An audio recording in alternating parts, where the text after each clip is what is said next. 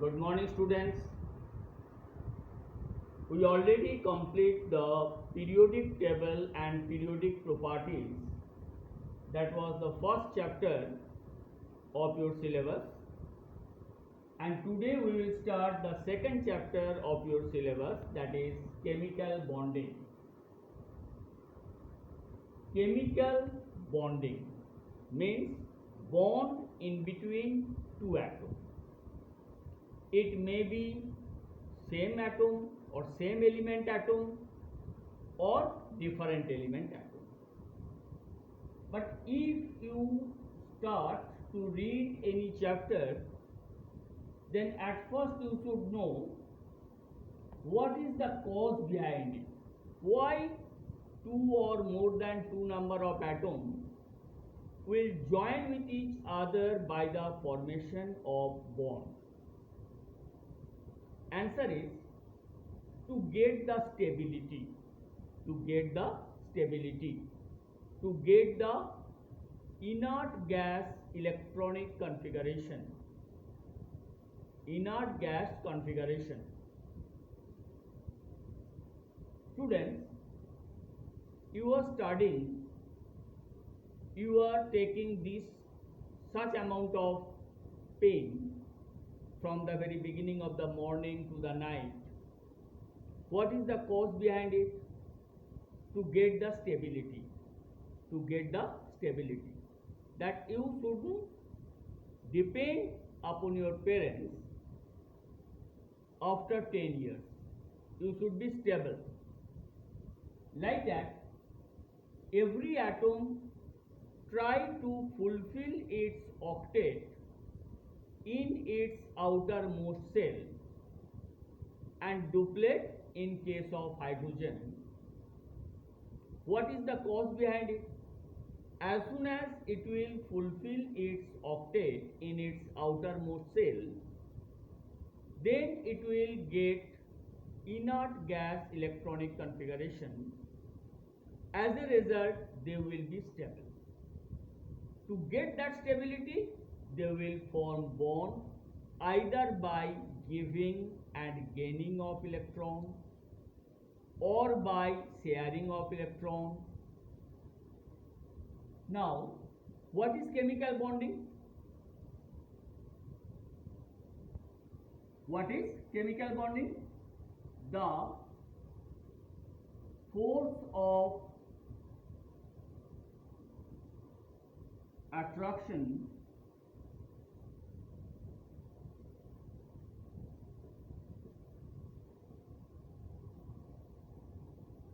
by which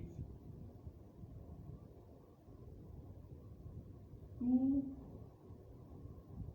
or more than two numbers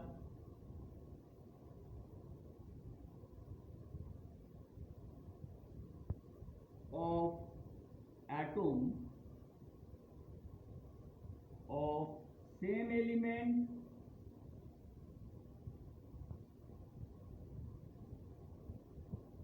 or different element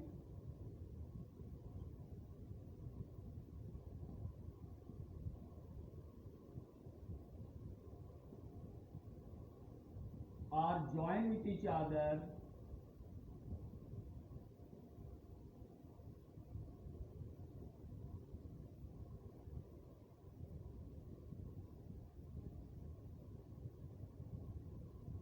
and to get the stability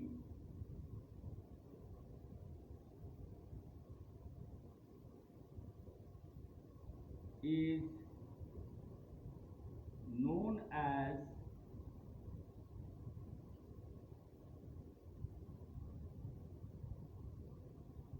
chemical bond.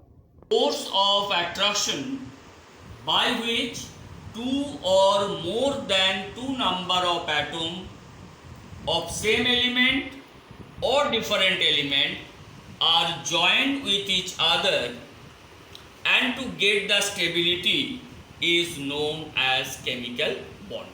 Is known as chemical bonding. Chemical bonding is mainly divided into 6 parts. Chemical bonding is mainly divided into 6 parts.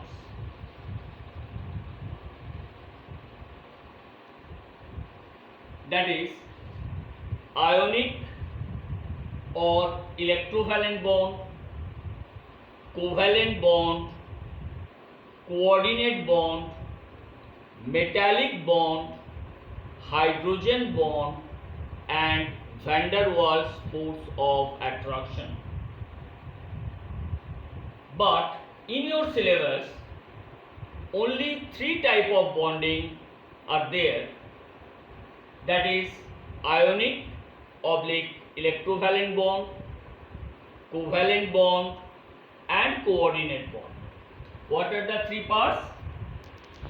We can divide it into 3 parts, which we will read in your syllabus. That is ionic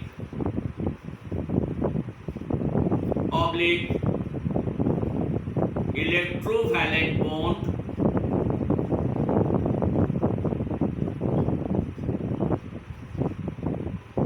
covalent bond,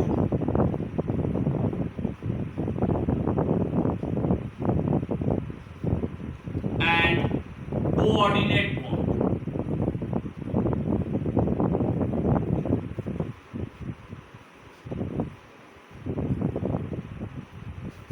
Ionic or electrovalent bond, covalent bond, and coordinate bond.